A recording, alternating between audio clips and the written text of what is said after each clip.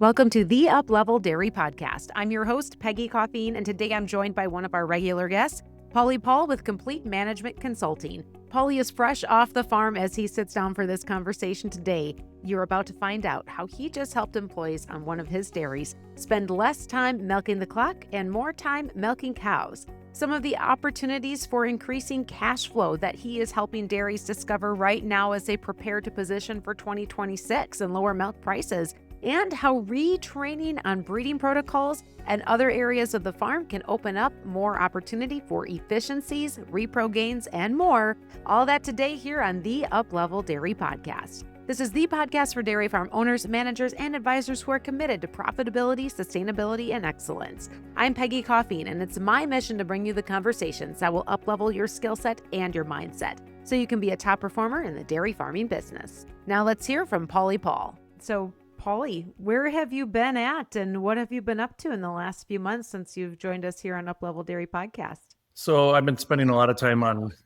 farms that are having issues with employees. We've been doing a lot of employee training. The other thing, the big issue that's been coming up is the price of milk. A lot of people are worried that this price is going to continue to keep dropping, and which means they need to then figure out how they can cash flow with a lower price of milk. So that's one of the hot topics right now, is the price of milk. We got the employee issues that we're seeing on a lot of farms. Just a lot of other dairies are having us come in and do like management audits. So the management audit side of things, that's been really busy. We're spending a lot of time on farms trying to get through them and find out what issues they're having and help them getting that corrected.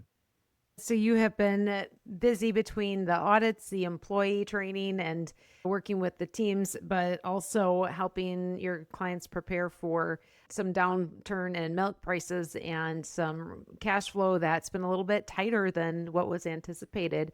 And so let's take each of those three topics individually. And I want to start with the first one that you mentioned, employees. What have been some of the most common challenges that you've been called in for when it comes to working with people, working with employees and training? So lately we've been getting calls from a lot of dairies that have either just lost an employee due to a firing or just moving on to a different position. And we've been getting quite a few calls for that scenario and working with these new employees, getting them trained up and helping them be more efficient. Many times what we found on some of these places is they may have gotten rid of one or two employees. And when we come in there and try to work with them and do the training, we find out that the last employees weren't very efficient. So when we spend time with them, understand what they're doing and help them through the process of being more efficient, we find out that you maybe really don't need that position, or you can distribute the work throughout the dairy by having other people do maybe a third of the work, and you find out once it's all done, that position is actually not needed.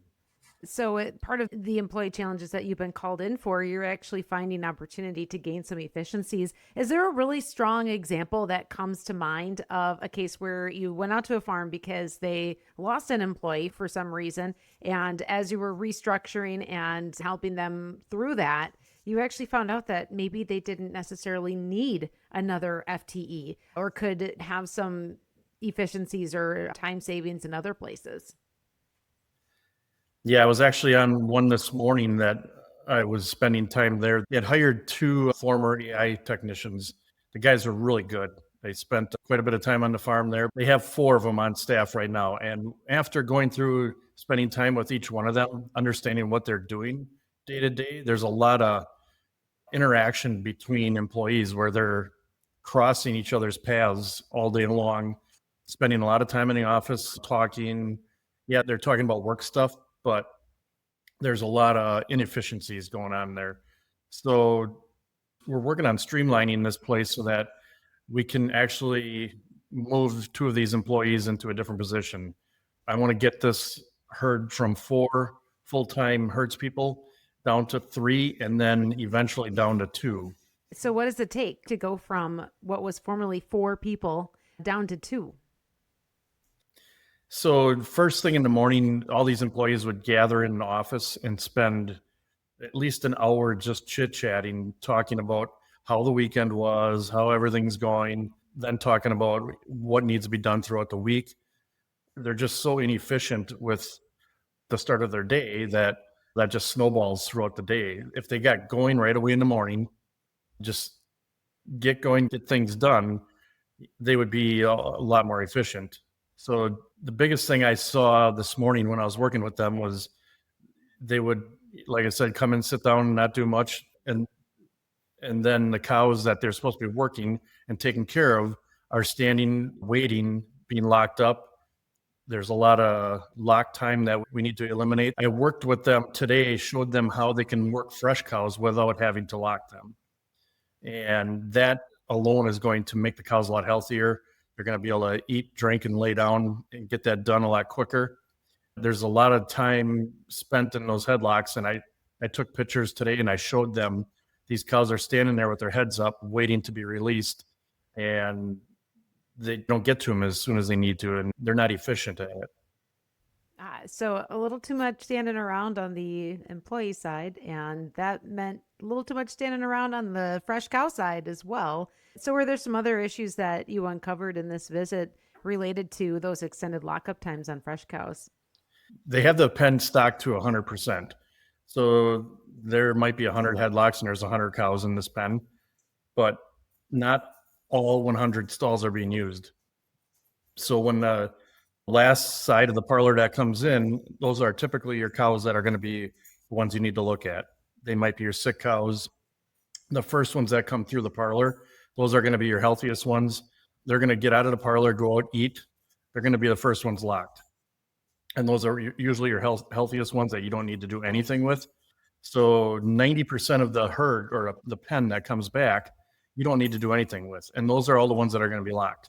The ones you struggle with are the ones that come out at the end and don't have a place to lock. So now they have no access to feed.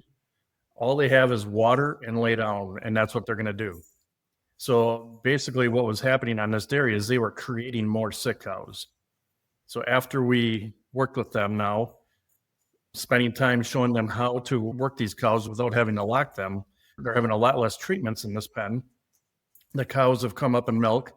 It's just an overall better environment, but it takes time showing people how to spot sick cows, how to take care of them without having to lock them. That takes a little time. Once they learn that and they can get into a pen and work it without having to lock them all, it just benefits everybody. So there's been a lot of teaching and training, it sounds like, that you've been leading on some of your farms that you've been working with to be able to reduce some of the need for that excess labor on the employee side. But also it goes back to what you said before, and that's where we're looking at ways to just possibly take certain roles and reduce the number of people that are needed to do it in the first place. And so I got to ask, though, when you have this idea of going from 4 people doing a job down to 2, what do the conversations look like that you must lead in order to get the buy-in of the team that they aren't just setting themselves up to lose their job? Yeah, so what I typically do is I figure out what skills are these people good at. And some of these people are really good at taking care of fresh cows. Some of them just aren't. I work with them side by side so I can understand what they're doing. Sometimes we train these people in other things such as breeding. We've trained some of these people how to do ultrasound. It just makes them more valuable. And in those cases, you don't have to actually eliminate an employee if you're giving them another skill set.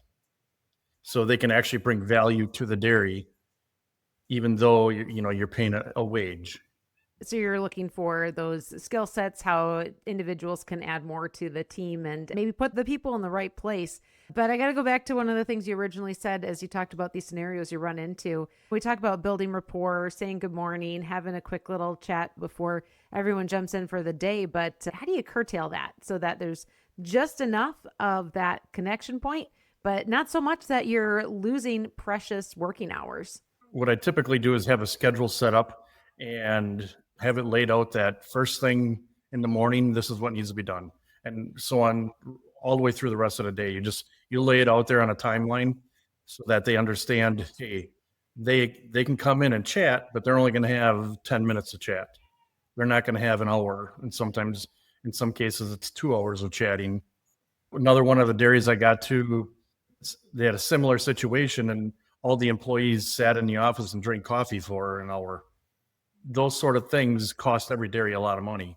So it sounds like you've been helping with employee challenges, half of it is putting together a schedule, setting expectations for how much time things take, making sure that people keep moving through their duties for the day, but also taking the time to go back and make sure that everyone is in the best place for what they can bring to the table, and then matching that up with the best interests of cows, as we talked about before, as you're addressing the fresh pen issues. Anything else on the employee side? The big thing, what we do is we try to work with them side by side. We show them how to get the things done that they're doing so that they understand when we tell them, hey, if you do something this way, it's going to save you more time. We spend the time with them, show them exactly how it needs to be done so they can understand, yeah, it really can be done more efficiently. So that's taken up a lot of your time in the past few months since we last connected. Pauly is helping with employee management, doing some of the trainings. But you also mentioned that another thing that you've been called out for recently is working with dairies that are really looking ahead and looking at the potential problems that could come up because of reduced cash flow from lower milk prices. So what do those conversations look like? Yeah, so we're spending quite a bit of time on dairies, just going through the cash flows and understanding what your expenses really are and trying to figure out, yeah, milk prices starting to drop. So as milk price comes down, we need to figure out what expenses can we reduce and how can we do that. So yeah, we're spending quite a bit of time just trying to figure out what expenses do we need to look at. Obviously, feed is a large one. That's your number one expense. And then the labor thing that kind of plays hand in hand with the last thing we were just talking about. And I guess just the overall inefficiencies that we see on dairies, trying to make everything flow a little bit easier and reduce some labor if we can do that. Just looking at every little thing that's going on and just see what we can do different, make things better.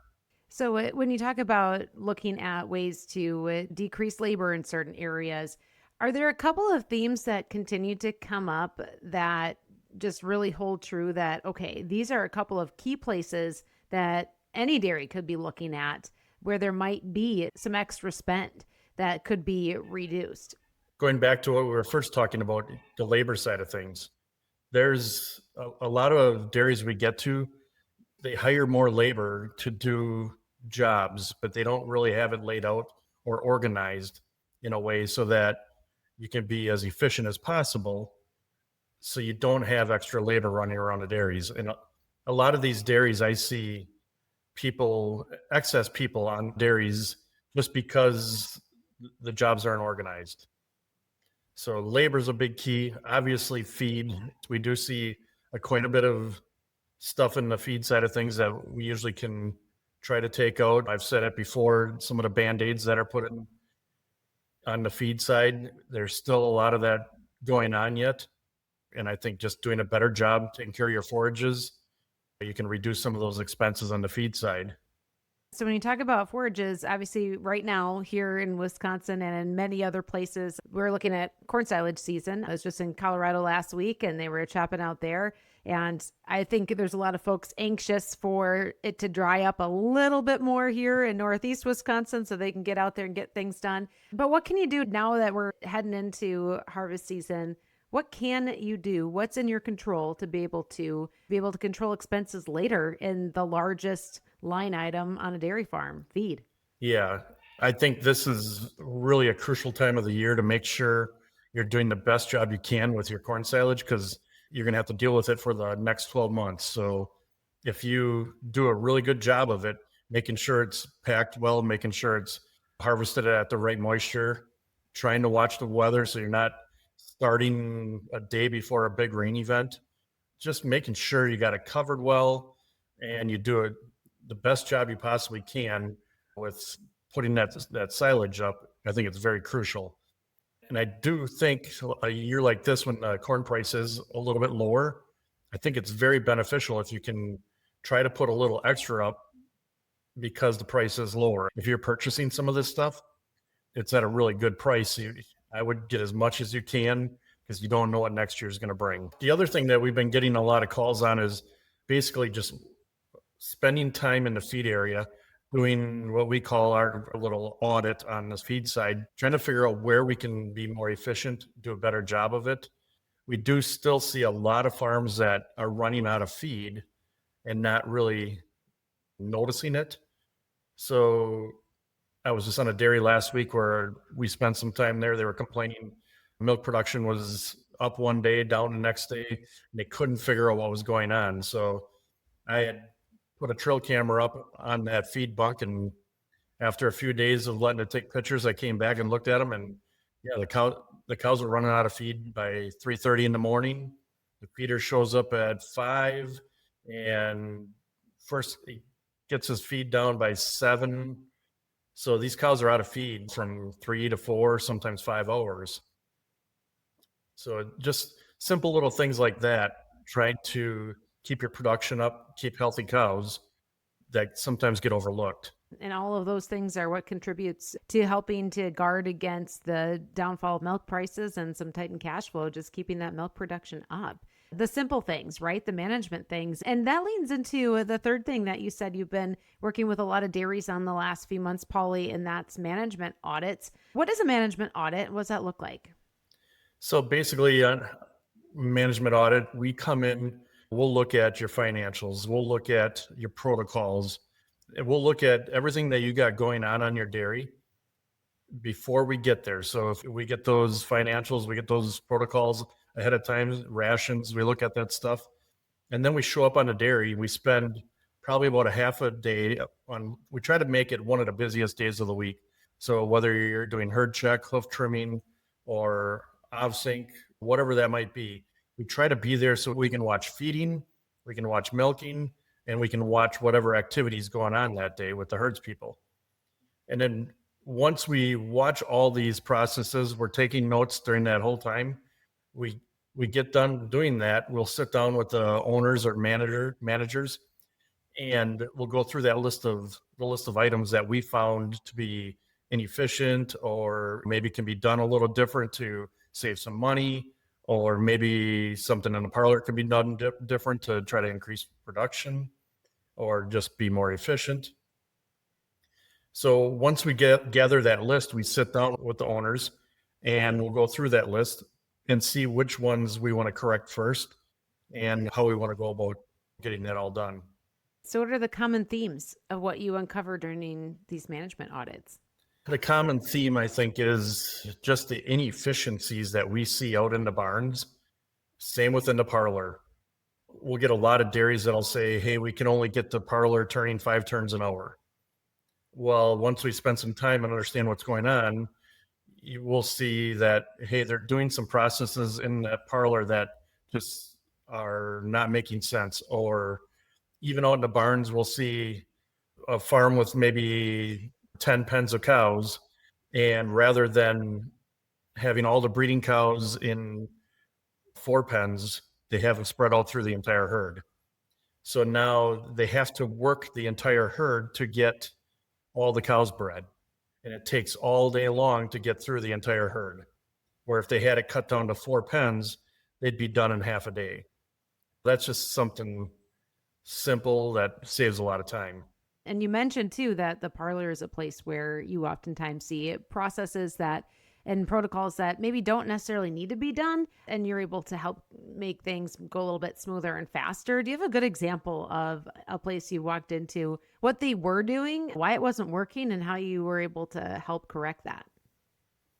So yeah, just 2 weeks ago, I was on a dairy that I asked them where they were at for milking that day. I said, okay, when do you start milking? And when do you end milking? They couldn't give me an answer. They said, we just milk around the clock. We just shut down at this time to wash, and then we shut down at this other time to wash. I think it was like 9 in the morning and 9 at night. They just automatically shut down. And I said, well, how do you know how many times a day your cows are getting milked? They said, well, they're somewhere around 3 times a day, but they weren't sure. And I've seen that scenario happen on some other dairies. And whenever that happens, they never get them done 3 times a day. The cow or the employees will just take their time. There's no rush. There's no sense of urgency. So before you know it, you're milking the herd 2.5 times a day. Well, in those scenarios, you don't have a clue when you're supposed to feed a pen of cows or when that pen is going to leave to go get milked. Every day is a different scenario. So that was one of the dairies. They were struggling to get cows through 5 turns an hour. So I spent a little time there, watched what they were doing, and basically had to go in there and give them a little sense of urgency. So I spent time in the parlor pushing these employees to get these cows milked, and we had them like at 6.5 turns an hour before I left, and they were getting all the cows through 3 times a day. So I just talked to him on Friday, and he said they're up, I think, 3 or 4 pounds of milk per cow just by doing that, by making sure the employees got done at a certain time.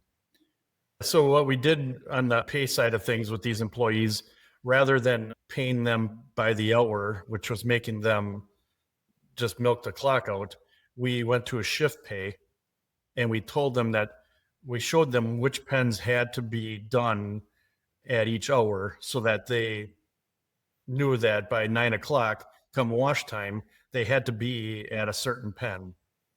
We still kept washing the parlor twice a day, but at least all the cows got through 3 times a day now. So what happened is the cows, each pen got through the parlor much quicker. And I think as time goes on, this dairy is going to see an improvement on peak milks and those sort of things just by getting these cows back to their pens quicker. So there's been some immediate benefit, but you believe that there's more to come over the lactation of really just being able to hit those peaks, and also efficiency on the employee side. And you said one of the biggest changes you made in that dairy too was the way that employees were paid, which is essentially the way that they're incentivized to get the job done. We didn't have to pay them any more to do the job. We paid them what they were getting paid, but we just said, all right, you're going to get paid this lump sum to milk this many cows in this many hours. So that's one way we pushed them along to get things done. But we made some changes out in the barns to make things more efficient there. They had a bunch of bedded pack areas, and we condensed them down to try to eliminate those bedded packs so they don't have quite as many little pens of cows to bring to the parlor. On the management audit side of things, one of the things that we're really picking up on and we're stressing real hard with dairies is the calf side of things. We all know what the price of beef calves are bringing right now. And with the shortage of animals that we have, focusing really hard on your breeding, making sure your conception rates are at the best you can possibly be. We've been getting on a lot of dairies where we're seeing subpar performances on the breeding side. So their conception rates are low. So they're not getting the herd turned over fast enough. They're not reaping all the benefits of these calves that they could be. So they're shorting themselves there. And to tie that all in, if you have any issues on the calf side of things where you're having death loss or any of that stuff, there's a huge number that's being missed there, a dollar value that's being missed on these calves that I see many dairies struggling to capitalize on that.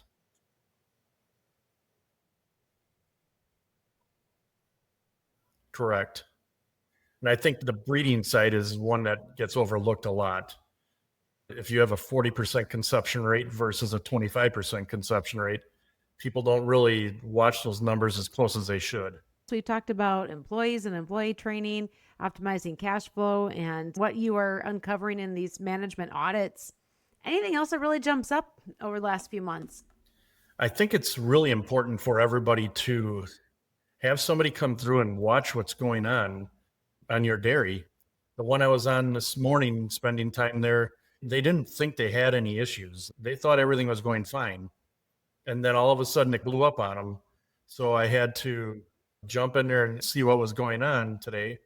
And after spending the time there, I showed them, hey, this is here's some of the things I see going on. Your fresh cows are being locked too long. You're missing opportunities on your breeding side because your conception rate's really low. I spent some time with them, showing them how to pass the guns through the cervixes. The one person that was breeding there that had the lowest conception rate was horn breeding, basically all on one side. She didn't realize she was doing that, but I worked with her and got that fixed, and her conception rate's going to do a lot better now. That it's just little things like that, brushing up and doing a refresher with some of that stuff, and show them that, hey, here's some areas of opportunity. Let's get it fixed. People don't realize how much money they're missing out on when their employees aren't getting refreshers like this. The one employee this morning came to me and thanked me for spending time with him in that fresh pen and showing him how to get these cows worked without having to lock them. He wasted a lot of time every day with these fresh cows, and he didn't realize what he was doing to them until I went through the whole process with him and showed him exactly, when you unlock all these cows, look how many cows can get to the water. You can only maybe fit 4 or 5 cows at the water. The rest of them all go back and lay down. So it's just things like that. We're seeing a lot of that. And I think everybody really needs to take a step back and just let somebody else come in and show you some things that you could improve on, even if it's just the efficiencies. I think you just hit on something else that's really powerful, Pauly, and that's that training and retraining.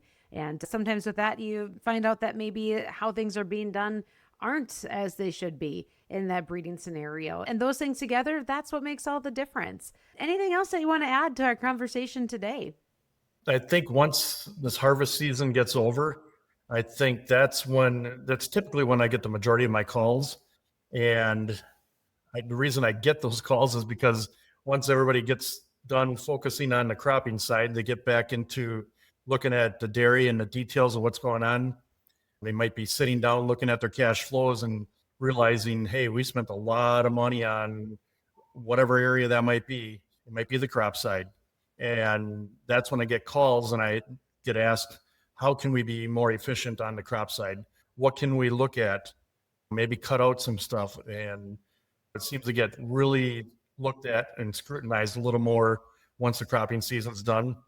So I encourage everybody to do that, sit down and look at that.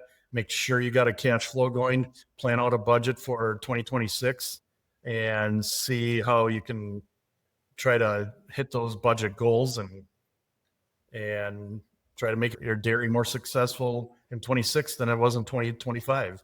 Well, there we go. And for anyone that's looking for some assistance with those things, we'll make sure we have the link in the show notes for you, Pauly, and your team at Complete Management Consulting, so that if someone needs some help in looking at those areas of their operation and setting themselves up for success in the year ahead, they can give you and your team a call.